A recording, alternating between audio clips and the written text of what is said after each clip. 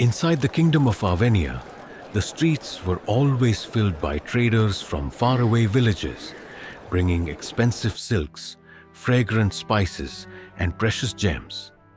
But behind the kingdom's wealth and beauty, dark secrets waited in the shadows. Many years ago, hidden between the endless southern deserts and the dark mountains rising in the east, stood a mighty kingdom known as Arvenia. Its name alone caused fear across neighboring lands. Arvenia was rich in gold, guarded by fierce warriors, and ruled by kings whose power was unmatched. Massive stone walls protected the kingdom from invaders, while armed guards watched the gates without rest. But deep inside the forests surrounding Arvenia lived creatures far more feared than warriors. The forests of Arvenia were filled with deadly snakes, hidden beneath thick leaves and dark trees.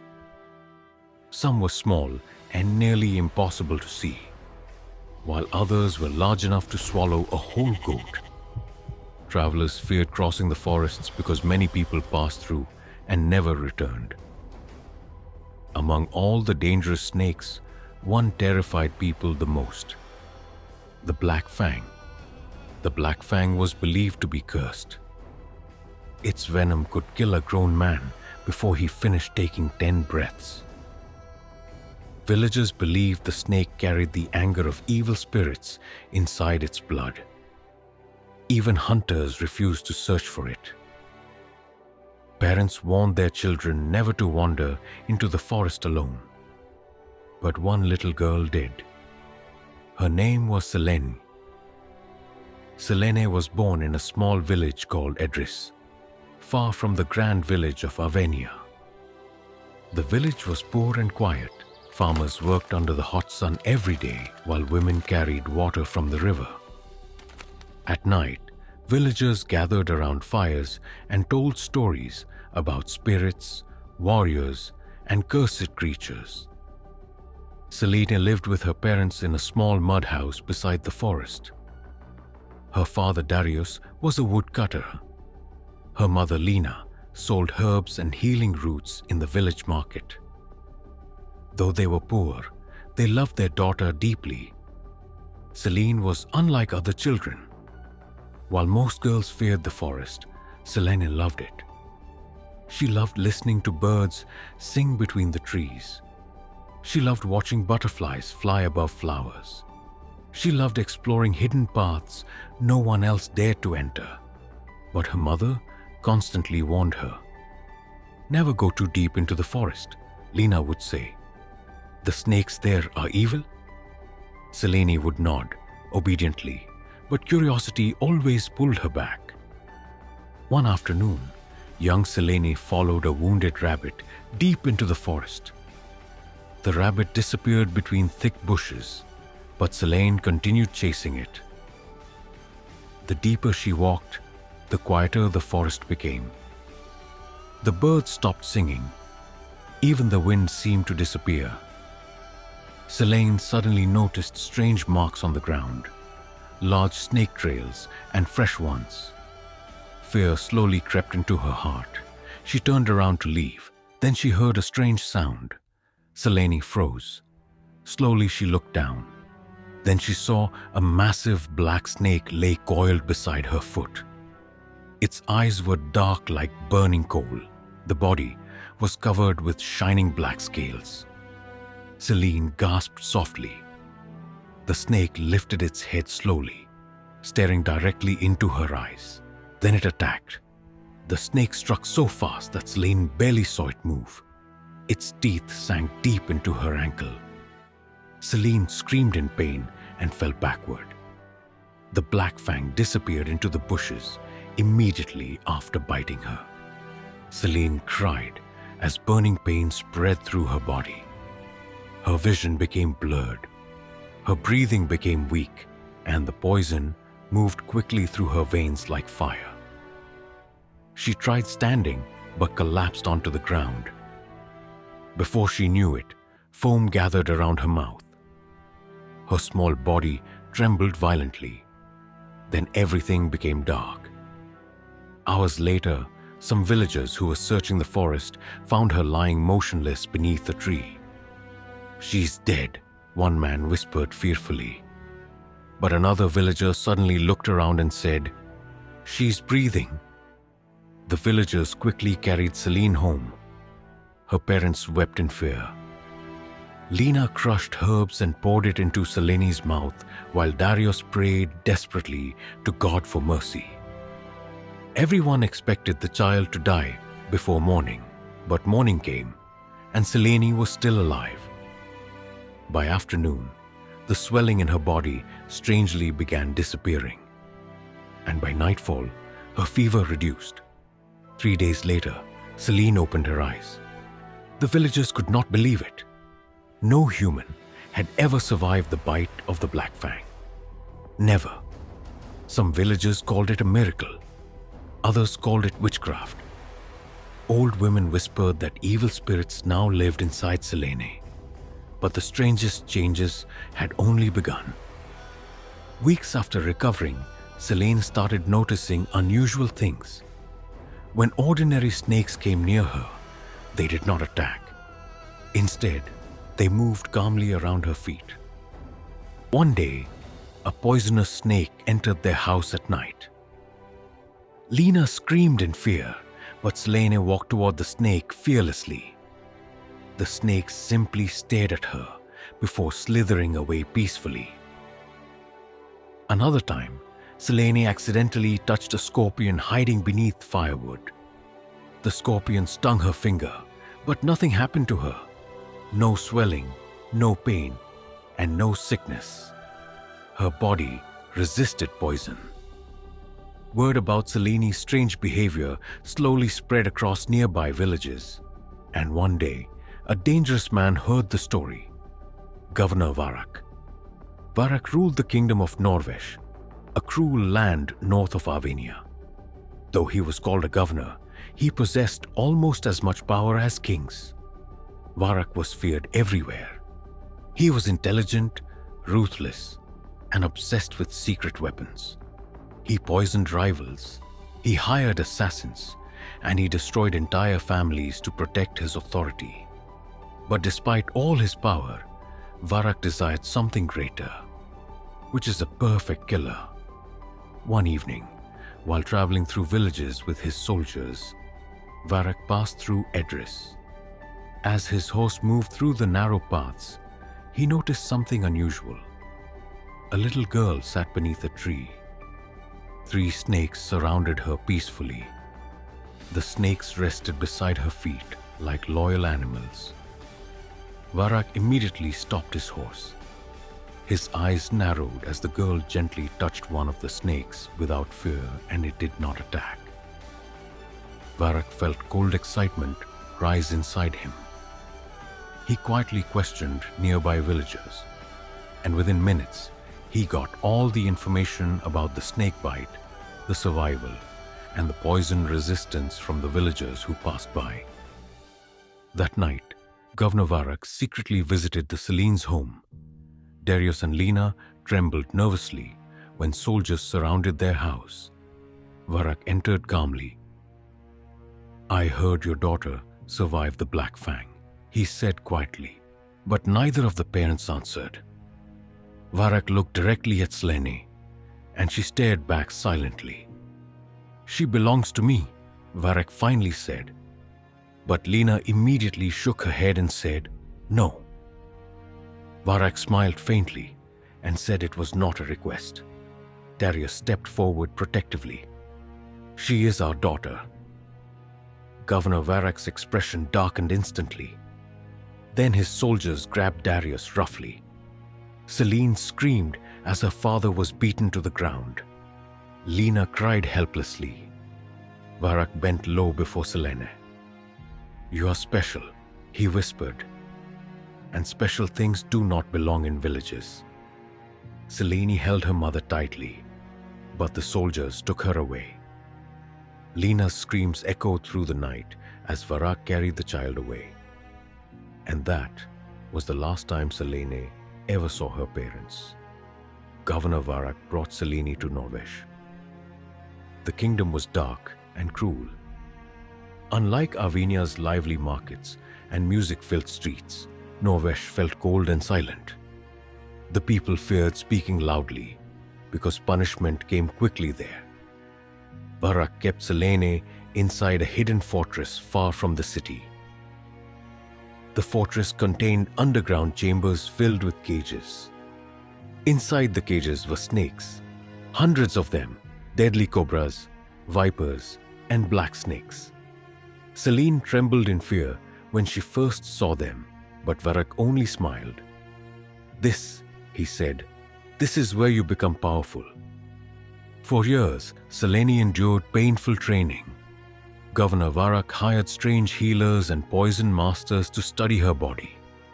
At first, they gave her tiny drops of venom mixed inside her drinks.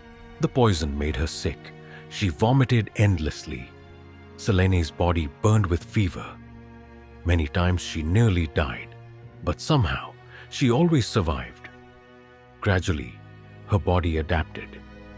The poison no longer weakened her. Instead, it strengthened her resistance.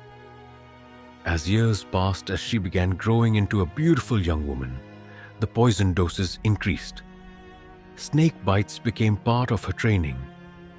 Every morning, serpents bit her arms, and every night, venom entered her blood. Selene cried constantly during her childhood. She begged to return home, but Varak ignored every tear. "You are becoming greater than ordinary humans," he told her repeatedly. "You should thank me." After a while, Selene stopped crying. Something inside her slowly changed. She became quiet, cold, and emotionless. By the age of 19, Selene's body had become terrifyingly resistant to poison. But the venom had also transformed her in another way. Her saliva itself became poisonous. If she shared food or drink with another person, the venom inside her body could kill them slowly. Governor Varak realized he had finally created the perfect assassin, and he began using her. Selene was taught how to dance, how to speak elegantly, how to smile softly, and how to charm powerful men. Varak turned her into a weapon hidden behind beauty. Before every mission, Selene performed a strange ritual. Inside her chamber stood a black wooden box. Inside the box rested a silver snake called Sarith. The snake was extremely venomous. Whenever Selene felt weak or suffocated, she opened the box carefully. Sarith would rise slowly, then bite her tongue. The venom flowed into her body like fire. For ordinary humans, the bite would cause death. But for Selene, it awakened strength. Her eyes sharpened, her breathing became more intense, and her body regained power. The venom had become part of her existence. Soon, kings began dying mysteriously across distant kingdoms. A ruler would invite a beautiful woman into his palace, and days later, he would suddenly collapse. Sometimes after a kiss, sometimes after sharing wine or drinking from her cup. The native doctors never understood the deaths, because there were no wounds and no visible poison, only sudden agony. Fear spread across kingdoms. People whispered about a cursed woman who carried death in her lips. Selene killed many men during those years, especially wicked rulers, greedy governors, and powerful kings. Some deserved death while others did not. But Varak never cared. He only wanted influence. Every dead king created chaos, and chaos allowed Varak to expand his power. At first, Selene obeyed silently, but deep inside her, guilt slowly grew. One night after poisoning a king in the western lands, Selene stood beside a river, washing her face. She stared at her reflection. She barely recognized herself. Her eyes looked empty like a ghost. A voice suddenly spoke behind her. "Do you enjoy killing?" Selene looked round immediately in fear. Behold, an old blind woman stood nearby holding a walking stick. Selene reached out to her dagger, but the old woman smiled faintly. "You carry poison in your soul," she said softly. "But poison destroys its container eventually." Selene remained silent. The old woman continued, "The man controlling you will never stop. One day, he will destroy you too." Selene remained silent for a while. Then she said no one was controlling her. "Then why do your eyes look trapped?" the old woman asked, and left Selene standing by the riverside. Those words haunted Selene for years. Still, she continued obeying Varak because she believed she had nowhere else to go. Years passed. Then came the kingdom of Valoria. Valoria was unlike the kingdoms Selene had visited before. The land prospered peacefully. The people of Valoria loved their rulers. The soldiers protected the weak instead of terrorizing them. And the king was respected greatly. King Lucian was wise, calm, and honorable. He listened to his people personally and punished corrupt officials without mercy. Unlike other rulers, he was not consumed by greed or lust. That alone made Varak hate him. One evening in the kingdom of Novesh, Governor Varak said to Selene, "King Lucian is becoming too admired, and people trust him too much." But Selene remained silent. Varak stepped closer to her and said, "Selene will kill him." But something inside Selene felt uneasy immediately. "Why?" she asked quietly. Varak stared at her coldly and said, "Because I command it." Selene lowered her eyes. For the first time in years, she felt reluctant. Still, she accepted and traveled to Valoria the next day, disguised as a noble woman from a distant kingdom. When Selene arrived, the people welcomed her warmly. The palace itself felt different from every other palace she had known. There was laughter, warmth, and music there. Then she met Queen Illyra. Illyra was intelligent and observant. The moment she saw Selene, something felt wrong to her. Selene was beautiful beyond words. She was too beautiful and too careful. Her smile never fully reached her eyes. Illyra quietly watched her during dinners and celebrations. She noticed strange things. Selene barely ate. She never allowed servants to touch her cups. And one day, Illyra secretly saw a small scar on Selene's tongue. Another night, Illyra accidentally entered a hallway and froze. She saw Selene standing alone holding a silver snake. The snake bit her tongue. Instead of screaming, Selene closed her eyes calmly. Then she hid the snake inside a box. Illyra stepped backward in fear, and her leg began to shake. She finally understood that Selene was a poisonous lady.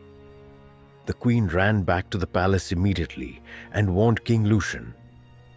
Illyra's face was filled with fear as she stood before King Lucian inside the royal chamber. "She's dangerous," Illyra said quickly, with her voice shaking with worry. "There is something terribly wrong about that woman." Lucian looked at his wife calmly, though confusion appeared on his face. "You have no proof," he replied gently. "I saw her myself," Illyra insisted. "I saw Selene feeding venom to her own body like it was nothing." Lucian sighed softly and rubbed his forehead tiredly. The past few days had already been stressful for him, and now Illyra's fear only added to his burden. "Illyra," he said carefully, "fear can sometimes make us believe things that are not true." Illyra stepped closer to him desperately. "She will kill you," she whispered. But King Lucian only smiled faintly and held her hands softly and said, "You worry too much." Although Lucian tried to calm her, Illyra's fear refused to disappear. Deep inside her heart, she felt certain that Selene was hiding something dark. Because of that, Illyra secretly ordered a few trusted palace servants to watch Selene carefully and report every strange thing they noticed. Days passed slowly inside the palace. During that time, Selene began spending more time with King Lucian, but something unexpected slowly started happening. Unlike the other rulers Selene had met before, Lucian did not treat her like an object of beauty or desire. He treated her with kindness. He spoke to her gently. He listened when she talked. He looked at her like she was human instead of a weapon. That confused Selene deeply. One afternoon, Lucian sat beside her in one of the palace balconies overlooking the kingdom. Instead of asking about politics or beauty, he asked her simple questions like, what was her childhood like? What dreams did she once have? And what makes her sad? The questions caught Selene off guard. No king had ever cared enough to ask her such things before. Rather, she had only been used for years, controlled, ordered, and feared by people. But Lucian treated her differently. And little by little, that kindness began breaking the cold walls around her heart.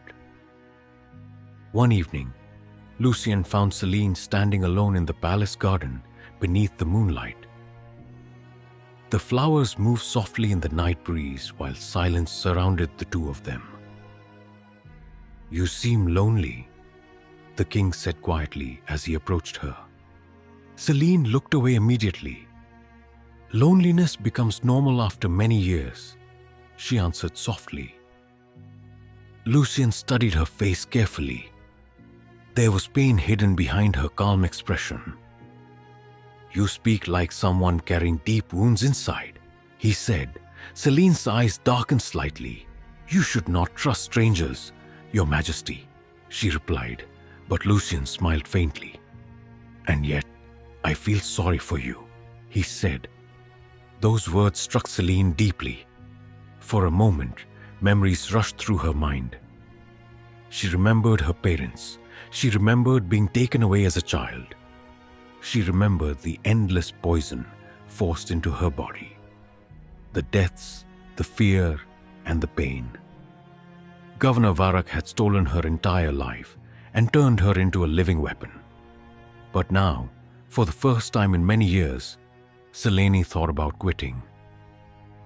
That same night, one of Varak's spies secretly delivered a message to her. In the message, she was ordered to kill the king immediately. Selene sat alone in her chamber for hours staring at the message. Her hands trembled slightly. For the first time in her life, she thought about disobeying Varak, but fear still lived inside her heart. She knew what happened to people who betrayed him. Eventually, after hours of fear and confusion, Selene made her decision. The next evening, a grand feast was held inside the palace of Valoria. The great hall was filled with music, laughter, dancing, and celebration. Noblemen raised golden cups while servants carried expensive food across the room. Selene entered the hall wearing a dark silver gown that shone under the candlelight. Hidden carefully inside her sleeve was a tiny glass vial filled with concentrated venom. As nobody watched, she quietly poured the venom into her wine cup. Then she slowly walked toward King Lucian. The king smiled warmly the moment she sat beside him. But from across the hall, Queen Elira watched nervously, her heart immediately filled with fear. Something felt terribly wrong. Selene slowly lifted the wine cup to her lips and drank from it first.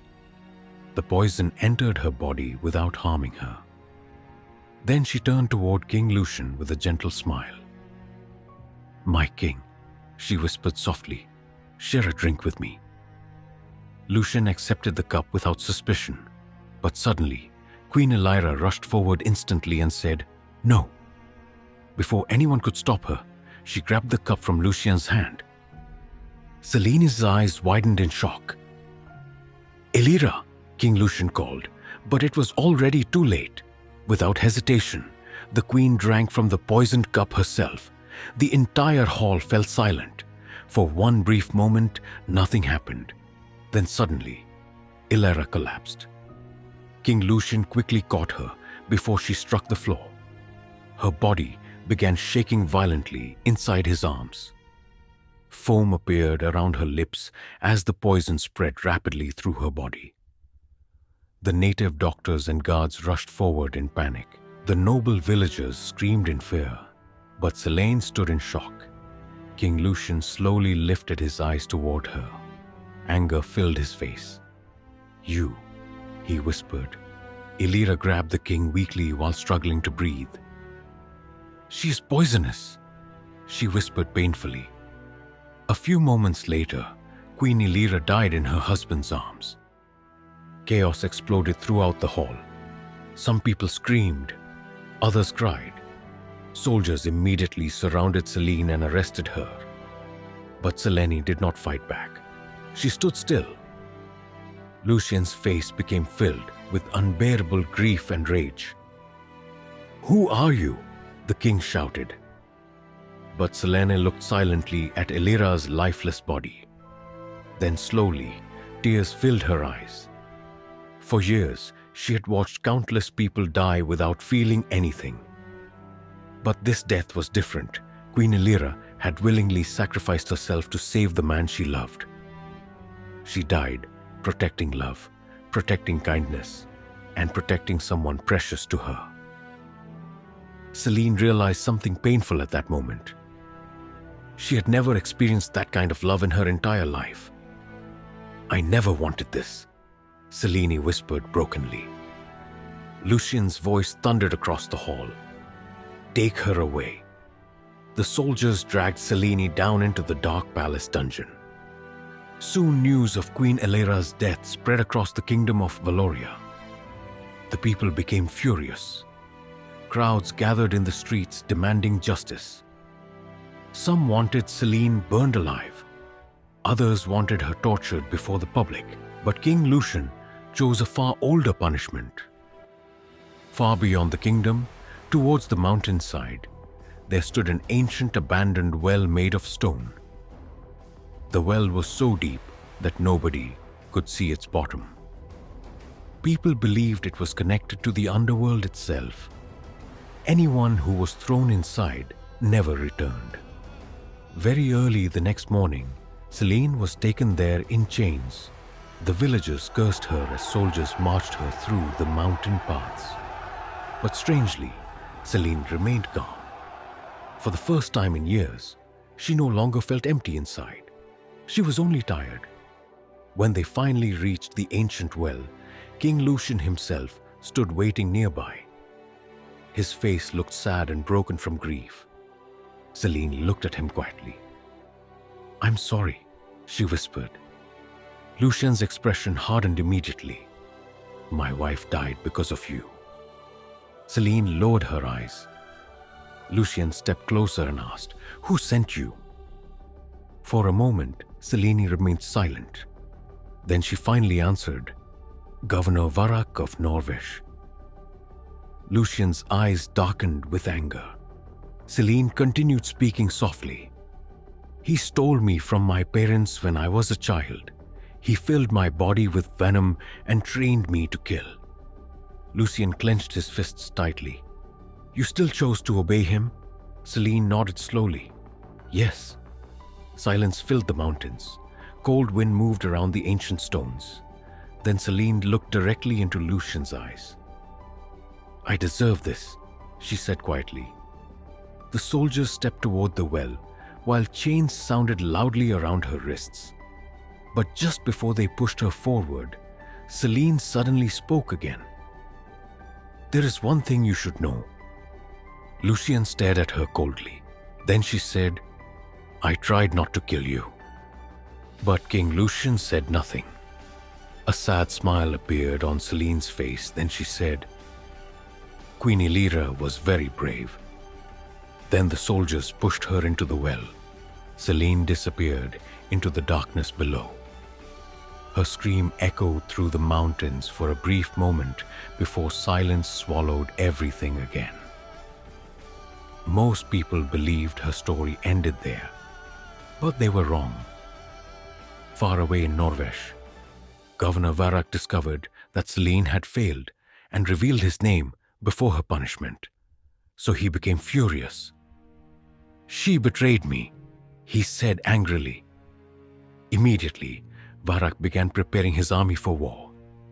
He planned to attack Valoria before King Lucian could strike first.